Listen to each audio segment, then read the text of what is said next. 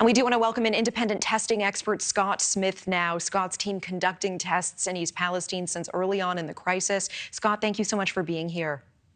Natasha, I really appreciate you having me on tonight. Thank you. I do want to start with this lawsuit, Scott, filed just 48 hours ago. Why now? What are you hoping for?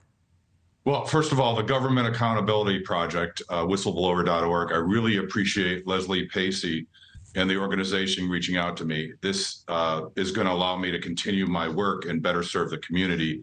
They have the lawyers and the resources to be able to deal with this. And why now? It's because the EPA has stonewalled the Freedom of Information Act request, and the EPA has refused to test residents that are showing that apparently are showing health symptoms. The EPA is refusing to test their property. Those are two things that are very suspicious. Why isn't the EPA testing residents' soil and indoor air? And what does the EPA have to hide? Why won't they produce the FOIA request? You know, and Scott, you've said that people in East Palestine are getting sicker by the day. Can you tell me about your latest testing results? What are you finding, and how do those results differ from what the EPA is saying? Yeah, first of all, I'm in East Palestine tonight at a resident's house who is getting sicker.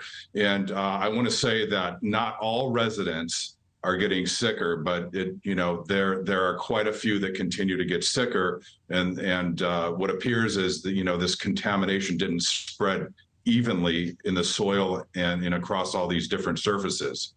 And what we are finding is the appearance that as this remediation's got underway, it seems like the dust particles are continuing to be re-released with dioxins and other contaminants. And I'm really not at odds with the EPA. The EPA accepts my independent certified EPA lab results. The EPA is not testing soil near ground zero where I am. And I have an expression: you can't find what you don't look for. And if you're not looking for these dioxins and other contaminants on surfaces within homes, in air within homes, and in soil, you can't find them. And my offer remains open, even with the litigation. The railroad, Norfolk Southern, the EPA, I will test side by side with them.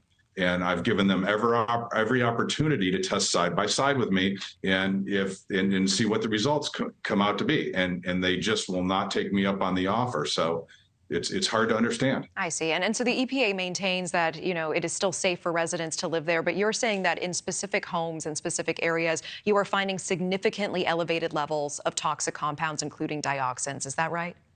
Yeah, and I have a great team of experts around me, including, a doctor that specializes in these kind of chemical exposures. And here's where I have a problem with the EPA being a little bit disingenuous. They are citing singular exposures to singular chemicals. There's over 50 chemicals here. It's a fact. There are no standards for a combination of exposure to these chemicals. And that is called synergistic toxicity. And every human is different. And these chemicals, some of them, there really are no safe levels, especially with immunocompromised people. We all know what that means from COVID. So, in the bottom line is, Natasha, the health symptoms were not ubiquitous in the community.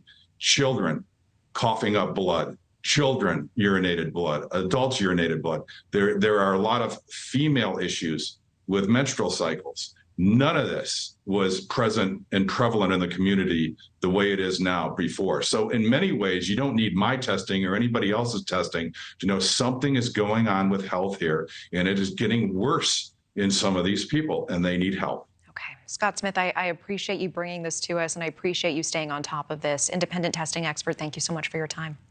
Thank you. Thank you for watching. Go to newsnationnow.com to find NewsNation on your television provider. And don't forget to click the red subscribe button below to get more of NewsNation's fact-driven, unbiased coverage.